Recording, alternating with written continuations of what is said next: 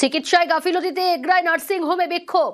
প্রসব যন্ত্রণা শুরুর পর অন্তঃসত্ত্বাকে রেফার। চিকিৎসায় গাফিলতি পরিবারের সেই অভিযোগে বিক্ষোভ।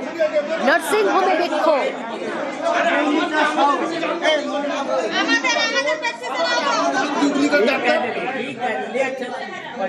সব ডিগ্রি ফেল ডাক্তারকে নিয়ে এসে এখানে সব দুই নম্বরই ধান্দা খুলেছে। দেখো পেশেন্ট মারা যাবে, এখানে কেউ দেখাবে না, আর এখানে তালা মারবো, এখানে তালা মারবো।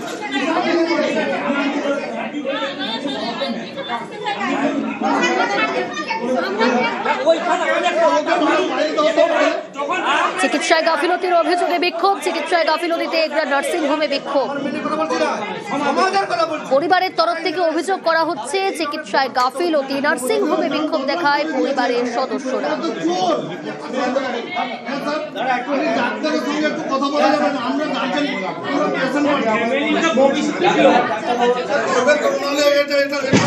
প্রসব যন্ত্রণা শুরুর পর অন্তঃসত্ত্বাকে রেফার। চিকিৎসায় গাফিলতিতে অন্তঃসত্ত্বার অবস্থার অবনতি। অন্তঃসত্ত্বার অবস্থার অবনতি হওয়ার পর রেফার।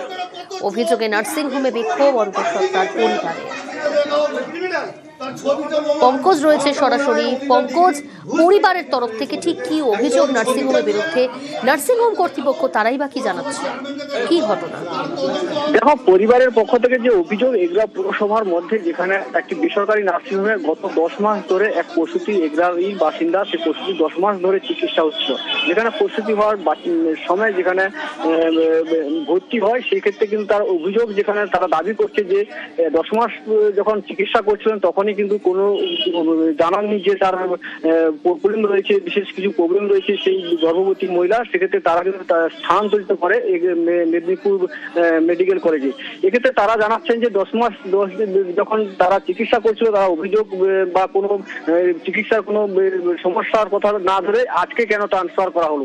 সেক্ষেত্রে তারা কিন্তু পরিবারের পক্ষ থেকে সেই বেসরকারি নার্সিংহোমের সামনে কিন্তু আজকে দেখা গেল তারা বিক্ষোভ দেখায়। তাদের মূল অভিযুক্ত যে নার্সিংহোমের চিকিৎসকরা তাদের এই যে প্রসূতি যে মহিলা ছিলেন তাকে কিন্তু তারা চিকিৎসার গাফিলতি রয়েছে, সেই কারণে কিন্তু তাদেরকে স্থানান্তরিত করা হয়েছে মেদিনীপুর মেডিকেল কলেজ হাসপাতাল। সেই কারণে কিন্তু প্রসূতির পরিবারের লোকজনরা তারা কিন্তু বেসরকারি নার্সিং হোমের ভিতরে কিন্তু বিক্ষোভ দেখায়। ঘটনাস্থলে আছে এগরা থানার পুলিশ, এসে কিন্তু পরিস্থিতি নিয়ন্ত্রণ করে।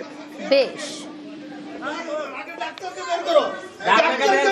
কত চোর ডিগ্রি ফেল, তার ছবিটা